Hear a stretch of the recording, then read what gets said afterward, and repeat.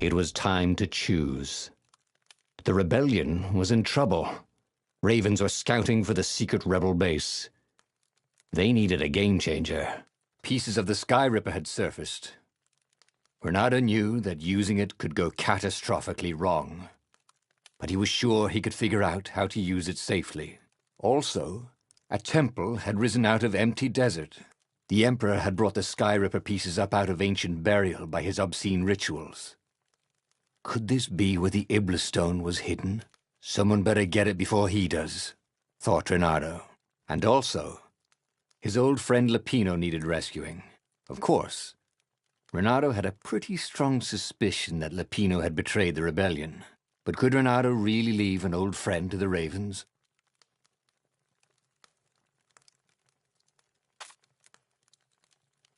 Every child knew about the Sky Ripper. The Transcendent Emperor had buried its pieces deep. And then, this Emperor's horrific sacrifices had brought it back to the surface. Renato wasn't exactly sure how to use the legendary weapon. But surely there must be some way to do it without provoking another catastrophe. Had he, somehow, summoned the long-lost components of the legendary weapon out of the deep places of the earth? It was more than Renato could fathom. But if he could find a legendary weapon, he would use it.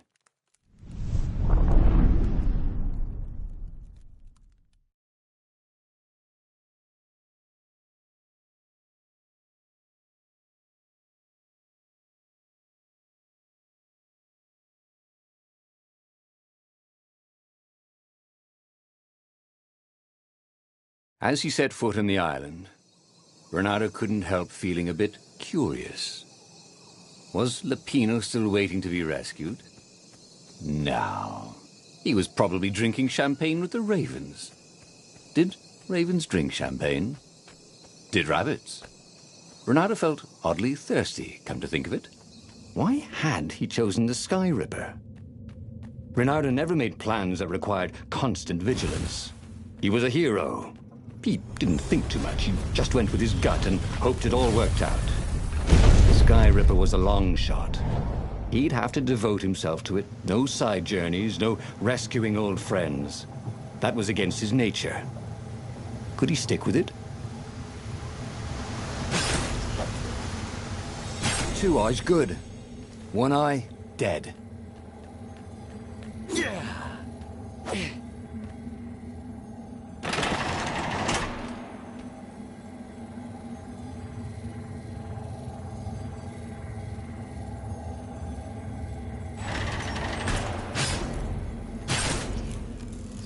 The people who had built this castle, did they even know what monstrous weapon lay hidden within their walls? The Sky Ripper could destroy anything it touched, or so the legend said. As the Transcendent Emperor had fought the lost gods, thousands and thousands had died. But Renato had been through wars. The only merciful war was a short one.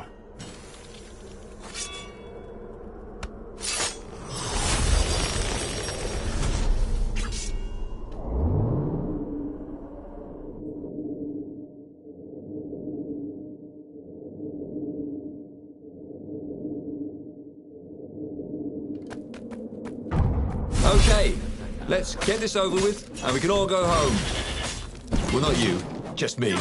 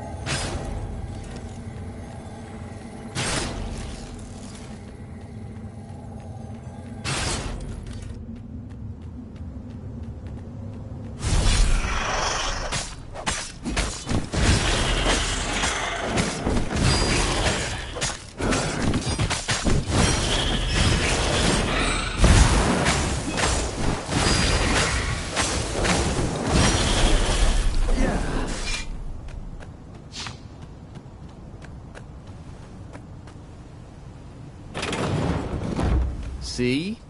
With enough leverage, you could go anywhere.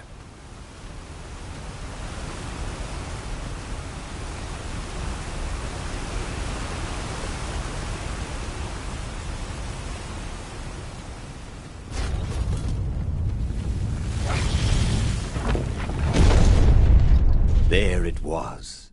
Skyripper's armature. The stuff that dreams are made of. Engineers' dreams, anyway. The device was intricate. No one alive had the skill to make a thing like it. How was it part of a weapon at all? He'd have to ask a scientist. But first, he'd get the second piece. Skyripper had a heart, a core that had come to rest on the next island. Well, there was another island he could reach. Zenobia had just invaded it with her father's Raven battalions. She must be encamped there still. But fighting Zenobia now, that made no sense at all. He'd already sacrificed one friend to get this armature, was it? He didn't need to hurry to face her. She would find him. It was a no-brainer. He'd sacrificed his old friend Lapino to get the armature. And the armature was useless by itself, only a series of coils and wheels. War demanded sacrifices, and he would make more before the end. He would have to choose the greatest good no matter how much it cost him. Zenobia. Well, he would see her sooner or later, across a battlefield or a sword's point before all this was over. He was sure of that. The power was in the core. Obviously, he had to get the core.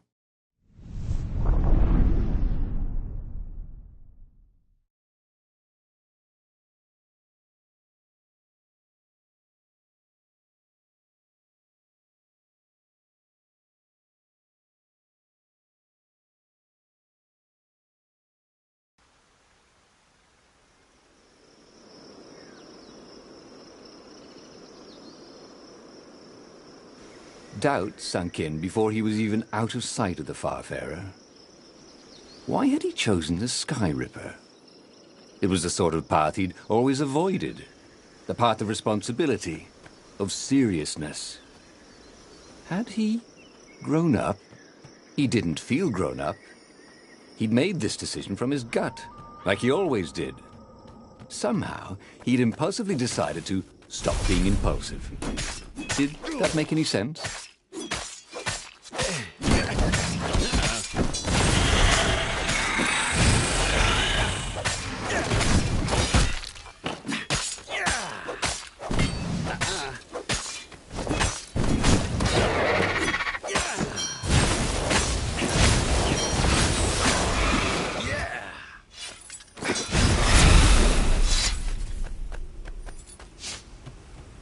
The waterfall was spectacular. We passed this way but once. Yeah, whatever.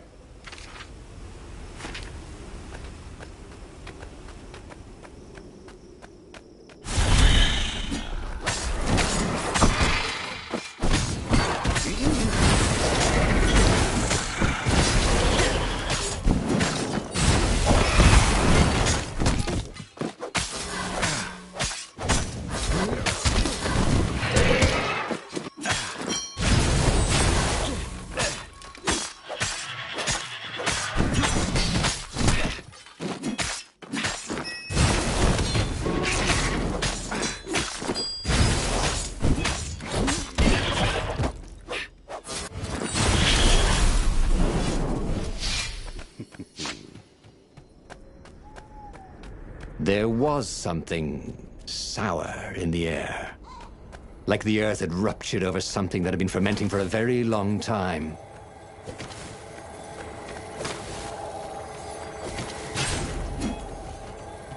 Hey, why don't you guys fight in groups? Oh, I know. Because there's no I in team. There were fewer and fewer trees. There were only these huge crystalline growths. Had those been here before? He no longer heard birds except for the feverish cawing of the ravens when they attacked. He couldn't smell the small animals of the forest. The mice and rabbits. Where had they gone? And he was getting hungry too. This was an unhealthy place to be.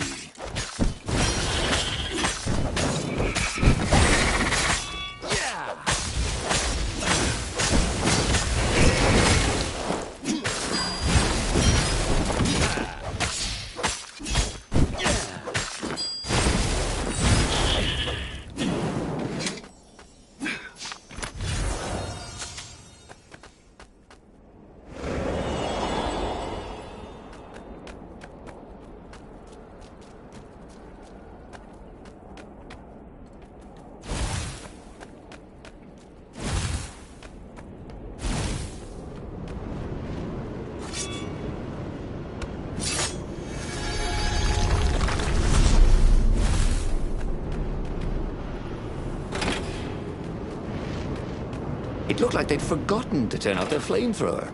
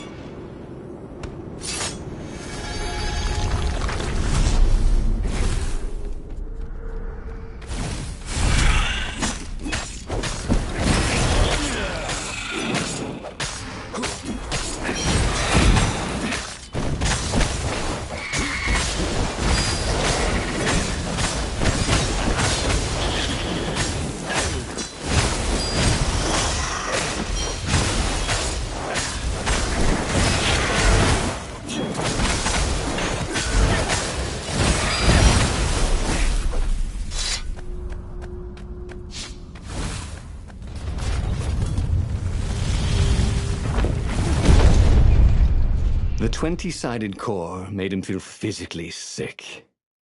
Once he had sneaked into a temple of the dark art, and he hadn't liked what he smelt and saw there. This felt like that. As quick as he could, he wrangled the icosahedron into the armature. The wheels began to spin, then glow. The sick feeling quickly spun away. Now he only felt sad. He had lost good friends for this war apparatus.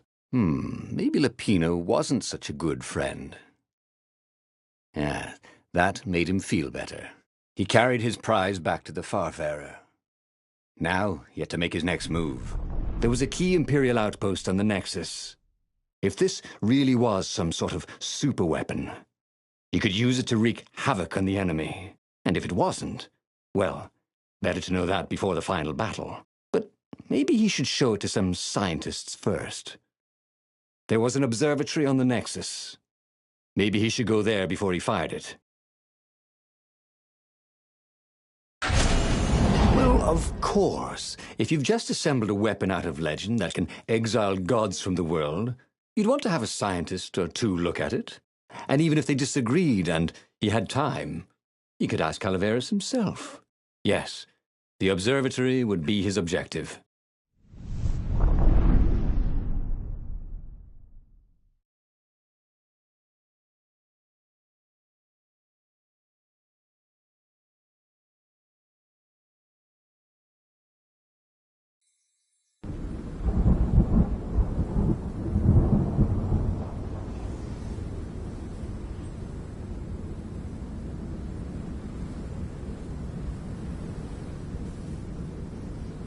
Why had the parts of the Sky Ripper only surfaced now, thousands of years after the Transcendent Emperor had dismantled it?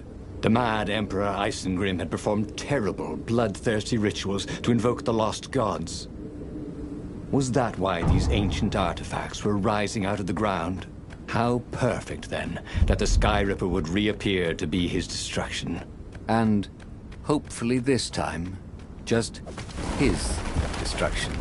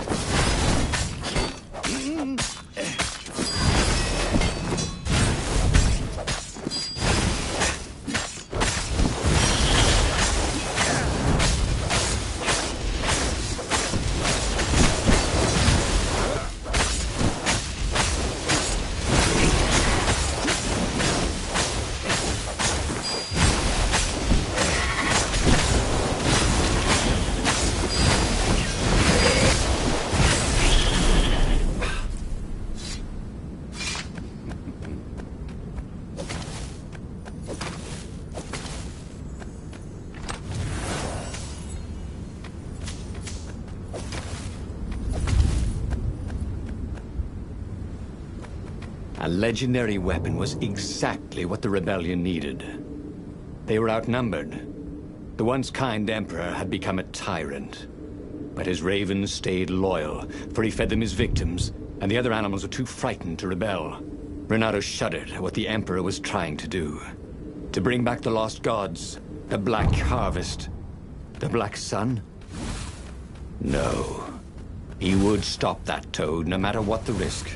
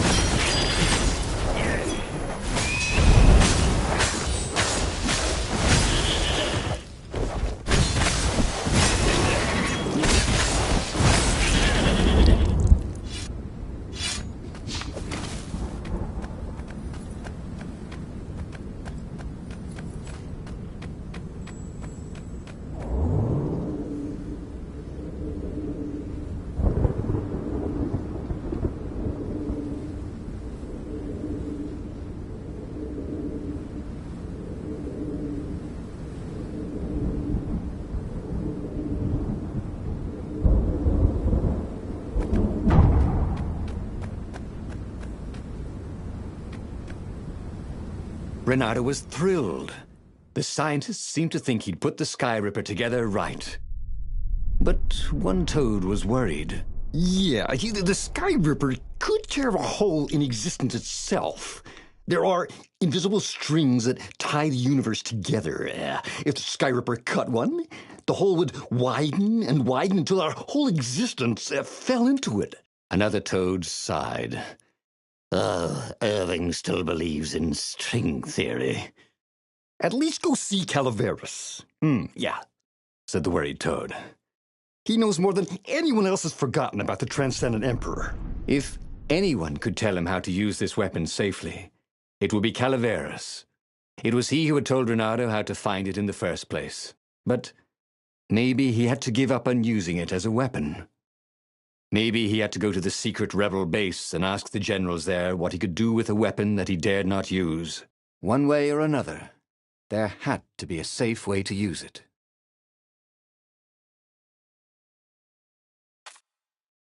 On the way to the ruins of the city of Ubar, Renato had plenty of time to ponder what the toads had said.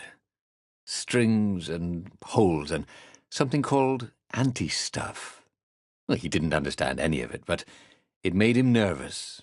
Renato would hear one metaphor and decide the Sky Ripper was safe, and then another, and worry it was catastrophically dangerous. If it could destroy the entire world, nothing was worth risking that. But if it couldn't, then not using it would be an act of cowardice. Of course, it could be catastrophically dangerous. Renato knew that. But maybe it wasn't always. He would bring the Sky Ripper to the council. Wiser heads would know what to do.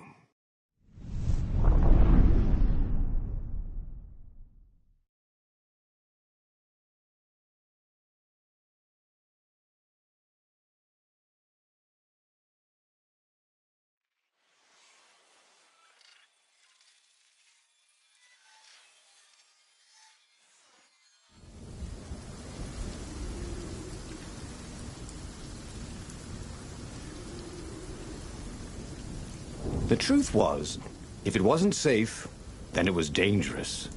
They couldn't use it. He'd found the Sky Ripper for nothing. He should have rescued his friend Lupino. Oh, he should have confronted Zenobia. He had nothing but his sword. But maybe the council would have an idea?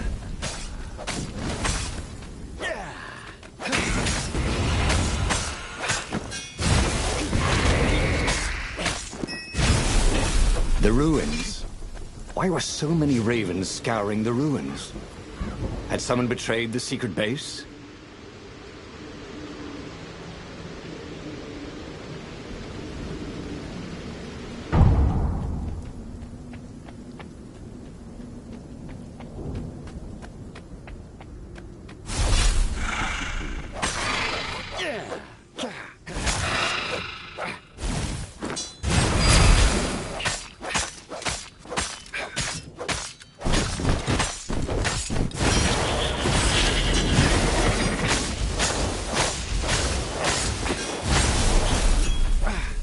Renato thought about how he could have used the Sky Ripper to assault the Imperial outpost on the Nexus. He shuddered. That could have gone very wrong.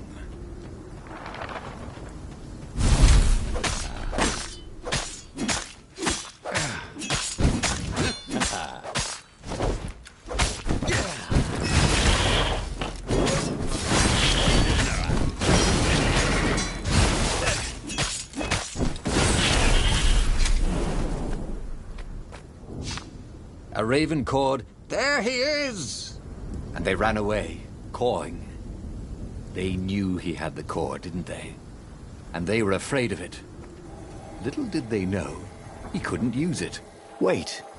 If they didn't know he couldn't use it... Yes. A sword can be powerful without ever being drawn from its scabbard.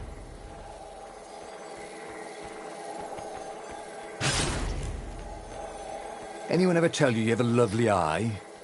No?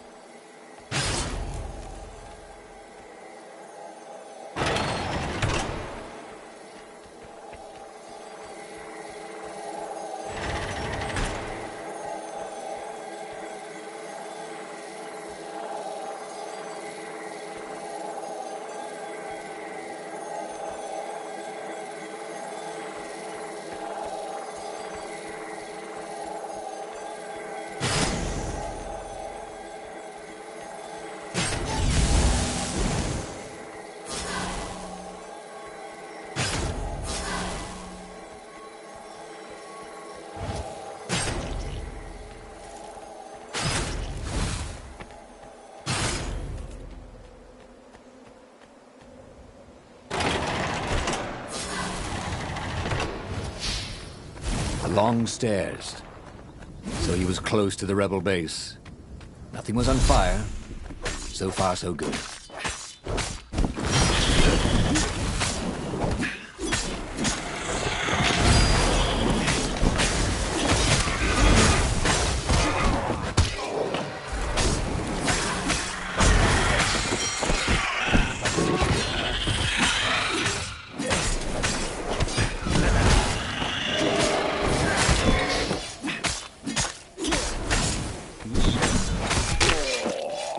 I should go, he thought.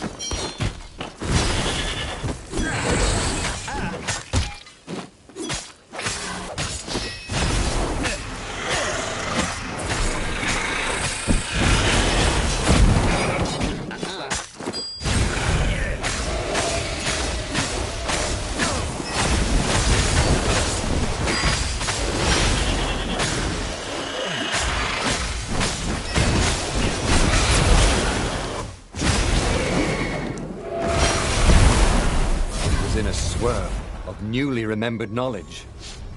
He needed to focus.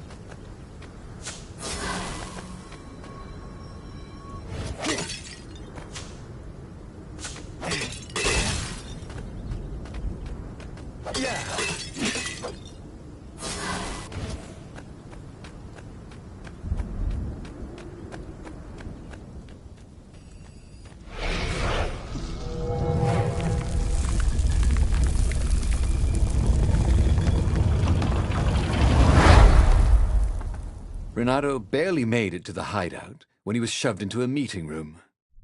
He laid out his plan. They were shocked. Bluff the Emperor with an unusable weapon? Yeah, it's brilliant, laughed Renato. He keeps sending ravens, none of them come back. How does he know it's my sword? I suppose there's no harm if it fails. Take the Sky Ripper into a firing position, croaked the speaker. I shall attempt to hail him by far, Speaker. It was a huge bluff. Renato had no cards to play. Just a weapon that could maybe destroy everything he hated and everything he loved. Could he be sure it wouldn't work? No, of course not.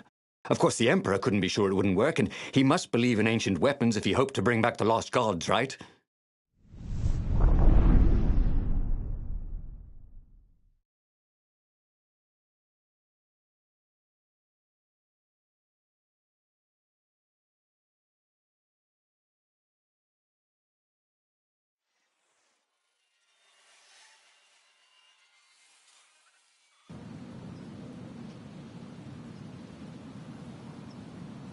What terms could he offer Isengram III? Now, he would have to step down, obviously. And accept the rebellion? Was that asking too much? Maybe Renato would ask him to make Zenobia Empress. Yeah, his daughter, after all. She would never sacrifice innocent kittens and puppies to bring back the lost gods. No. Renato had to seem confident. Overconfident, even. Like he was sure he could blow up the Emperor's ship to hell. I mean, who believes a cautious bluff?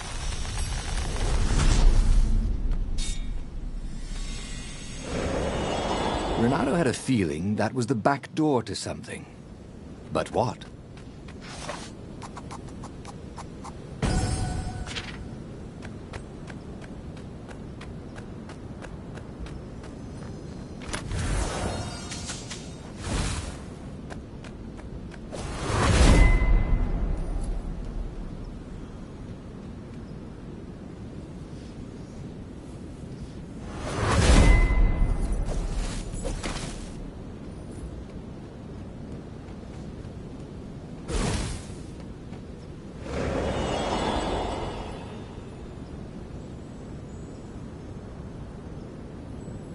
Oh, it was strange.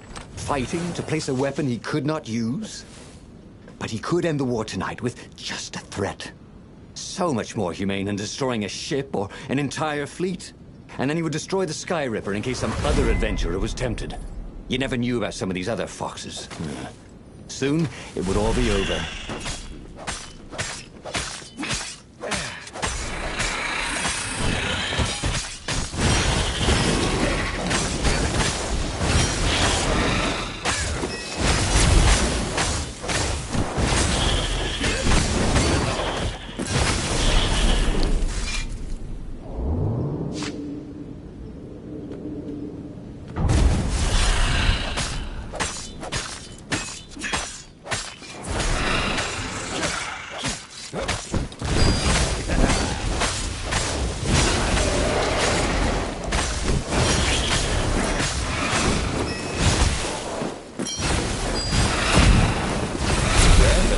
Now you're foxed.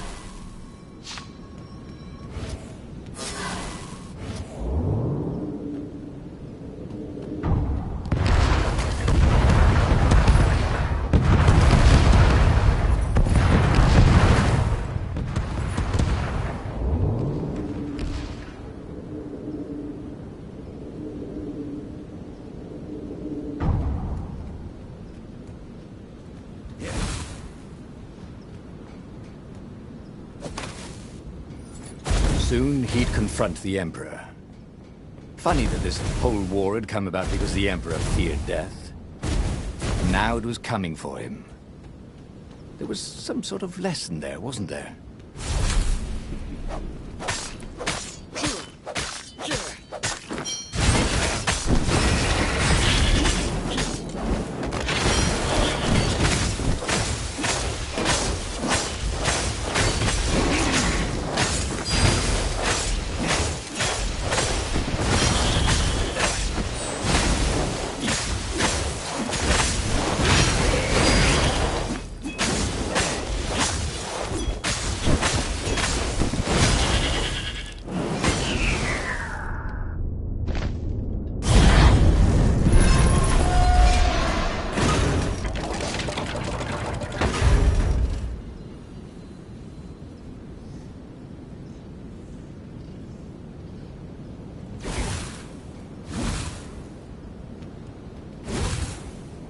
He set up the Sky Ripper and let it warm up.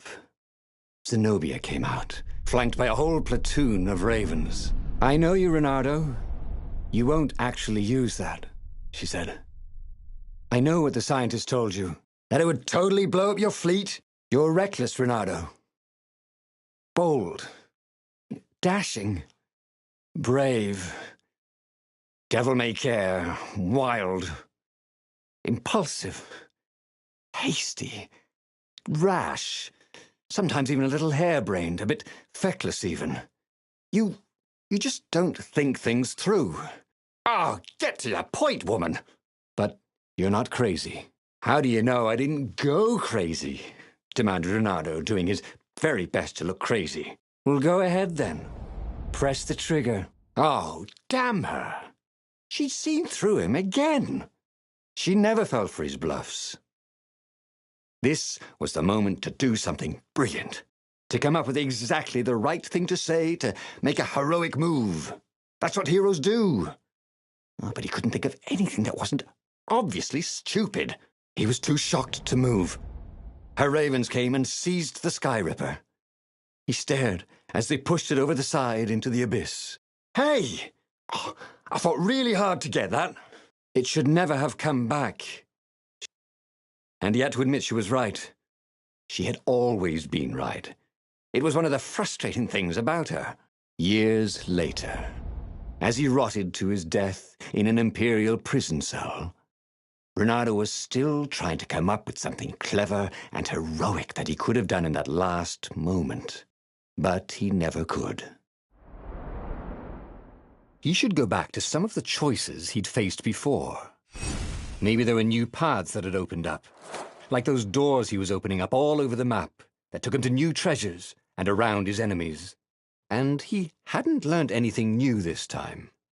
He'd done the same thing twice, yet expected a different outcome.